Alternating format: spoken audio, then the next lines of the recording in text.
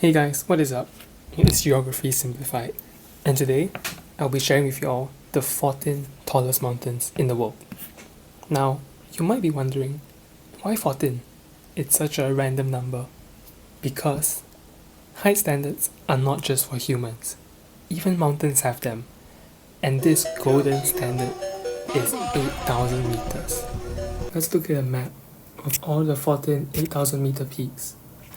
So as you can see, it's mostly located around China and Nepal because that's where a lot of tectonic activity happens, like converging plates and all that. So yeah, very beautiful map. At first, I was gonna make a top 10 video, but I was like, why not just do all 14, right? So these are some of the most majestic and impressive landforms on Earth, and they often have a rich but sometimes tragic history. So let's go. We'll be starting from shortest to tallest. Sorry man. Okay, at number 14, we have Shisha Pangma. Measuring in at 8,027 meters tall, Shisha Pangma is located entirely within Tibet. However, despite it being the shortest on this list, Shisha Pangma, or I'll just call it S, is actually the final 8,000 meter to be climbed in 1964. So the name is made up of Shisha, meaning comb or range, and Pangma means grassy plain or meadow in the local Tibetan language. So it signifies the crest above the grassy plains. Pretty poetic, if you ask me.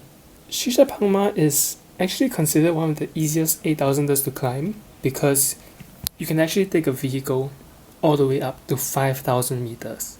In total, 31 people have died attempting to climb Shisha Pangma. Rest in peace. At number 13, we have Gasherbrum 2. It measures in at 8,035 meters, slightly edging out Shisha Pangma. Gasherbrum 2 is part of the Karakoram range in the Himalayas, a very beautiful mountain range, as you can see from the picture. Another name for the mountain is K4, meaning the fourth mountain of the Karakoram range. Very creative. It was first climbed on July 7, 1956 by some Austrians, and I can't imagine how they climbed so high back in 1956. Like, it feels like so long ago. I don't know, gotta respect the people in the past. They got a dog in them. You know what I mean? What? Bro, what are you talking about, man? Next up, we have Broad Peak, coming in at 8,051 meters. It is also located in the Karakoram range, approximately 8 kilometers from K2, which is a real monster, as we will see later. The name Broad Peak comes from its wide summit, extending over 1.5 kilometers or 7/8 freedom miles in length, giving it the appearance of a broad peak. It was first climbed between June 8 and June 9, 1957, and some fun facts is that the youngest person to summit Broad Peak was actually just 17 years old, Shahrozi Kashif from Pakistan. That's insane, like, while we're all in school learning math and English, this guy's like, you know what, I'm just gonna do it. I'm just gonna climb an 8,000 meter peak. This guy's insane. A prime physical specimen, you know what I mean? Another cool thing is that in 1984, Broad Peak was the first mountain to be climbed in one day. It took 21.5 hours, which I assume is non-stop probably. Just crazy. Okay, at number 11, we have Gasherbrum 1. Now some people think that because it's 1, it's like the smaller brother of Gasherbrum 2, but that's actually not the case. It's taller. It is 8,080 meters tall, and it actually has two names. The first one, Gasherbrum, means beautiful mountain. Grasha meaning beautiful, and Brum meaning mountain. So Grasha Brum, Gasherbrum. Yeah. The alternative name is Hidden Peak, due to its extreme remoteness. So like, it's hidden inside if you don't go looking for it, you probably wouldn't see it, I guess. Okay, at number 10, we have Annapurna, a very famous, or could you say infamous mountain? Annapurna once had the highest fatality to summit rate at 32%. That was in 2012. But as technology advanced, it has fallen to a still very high 20% in 2022. So only 365 people have reached the summit, while 72 have died. Interestingly, it was the first 8,000er to be climbed in 1950. So that's very ironic. We have Nanga Parbat, which has the nickname Killer Mountain. At 8,126 meters, it is the fastest growing mountain in the world. Not just in the top 14, but in the world, I think. So, 7 mm is pretty long. Anyways, Nanga Parbat has insane vertical relief, which is like the elevation gain within a given area. I mean, look at the picture. It doesn't even look real. To the south, its Rupal face rises 4,600 meters above its base. That's like, do you all know Mont Blanc? Mont Blanc in France, I think. It's like stacking Mont Blanc on top of the already tall surroundings, and then you get this mountain. So Nanga Parbat was first climbed on July 3rd, 1953 by Hermann Bull. After his companions turned back, Bull continued alone for the final 1,300 meters. It's not 1,300 meters horizontally, it's vertically. Do you all know how hard that is? And due to unforeseen circumstances, he reached the summit late, and so it was too dangerous to go all the way down, so he actually had to spend the night on top of the mountain. Not the summit, but near there, So from what I read, he had to stand, and it was so narrow that he had to hold on to the rock with one hand, and he was dozing asleep. I don't know how he didn't fall over, and also he did this without oxygen, and he's the only person to have made the first ascent of the 8,000 alone. Okay, at number 8 we got Manaslu. I personally like this mountain the most. I don't know, it's just how it looks, but it's about personality as well, so I'll give the rest a chance. But you see that arc at the top? It reminds me of some alien transmission tower. I mean, I guess you never know, right? Feels ethereal. It is 8,163 meters tall and is part of the Manaslu region, where the popular Manaslu circuit track is. Yeah, I always wanted to go there, but like I said, I am broke. As of May 2008, the mountain has been climbed 297 times with 53 fatalities. So that's around 15%. Yep.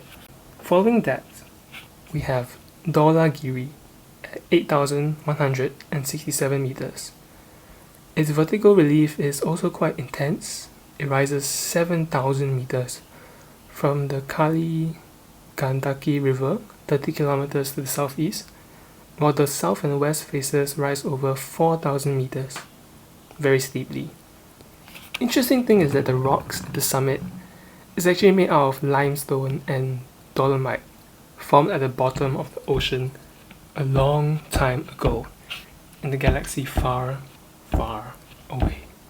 It just shows how long the Earth has been around, and even then, these mountains are only a little fraction of the whole thing.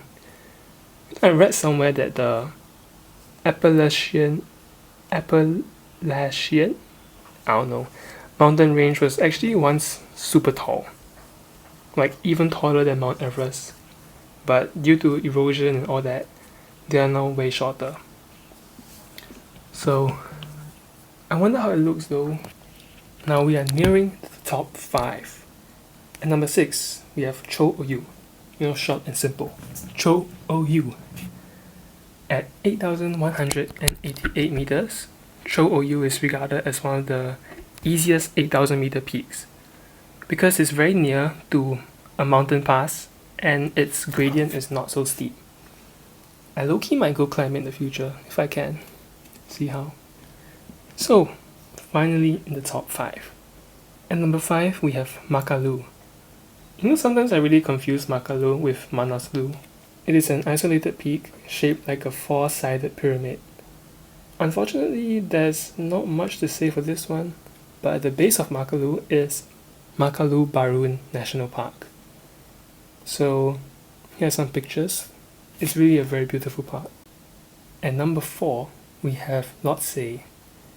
At 8,516 meters, the normal route is considered intermediately difficult, but its secondary summits and extremely steep south face are regarded as some of the most difficult and dangerous climbs in the world.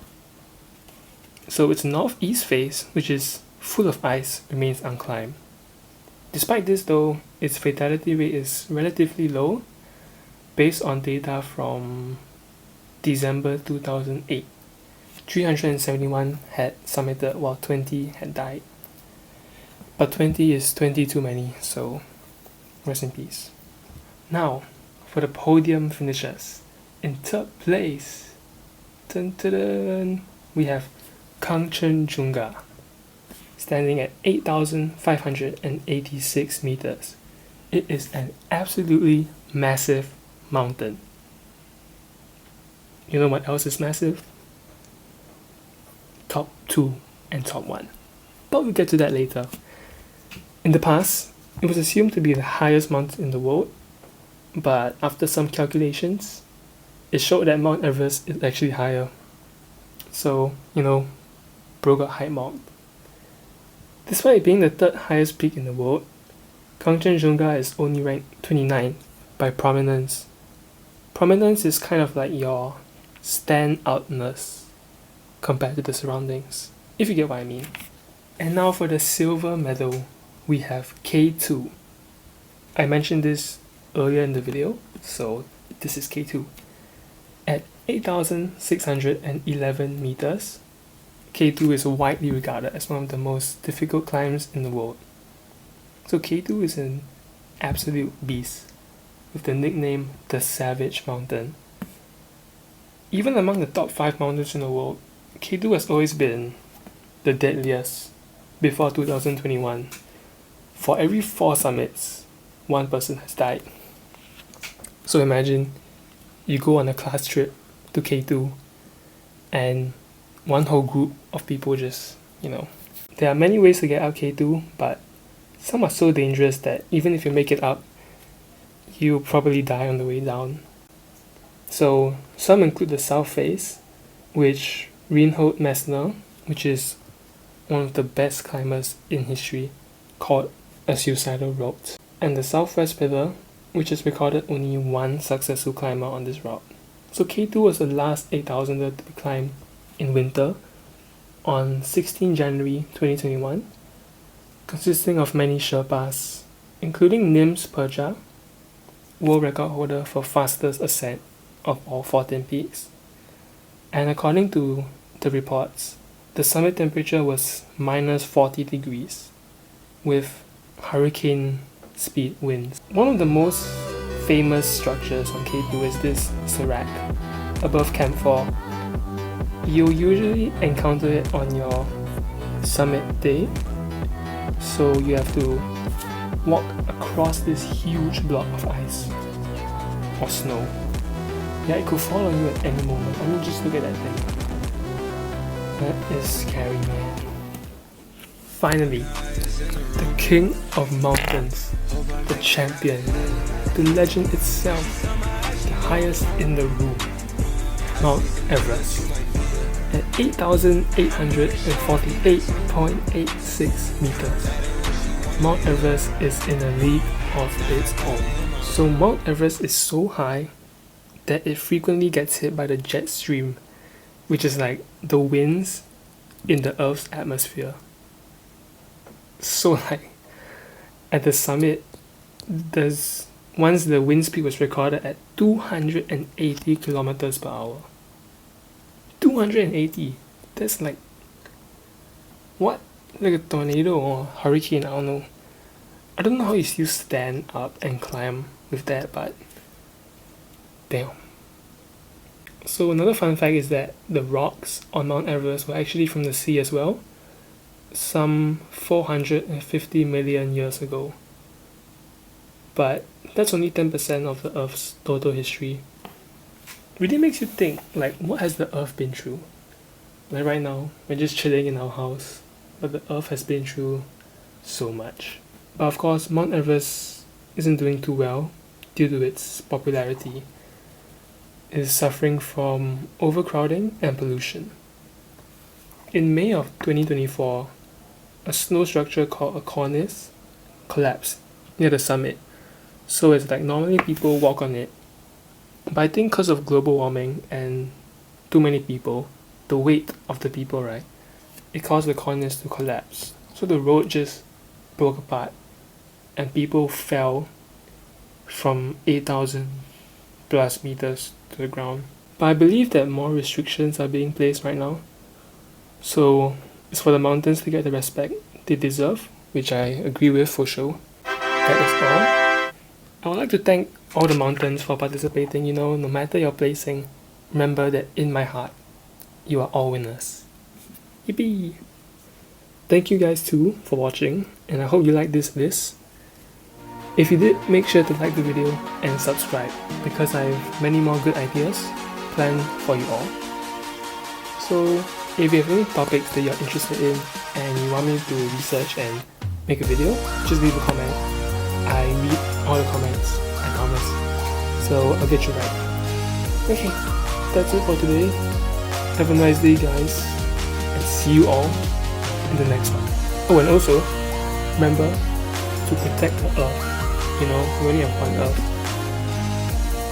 And yeah.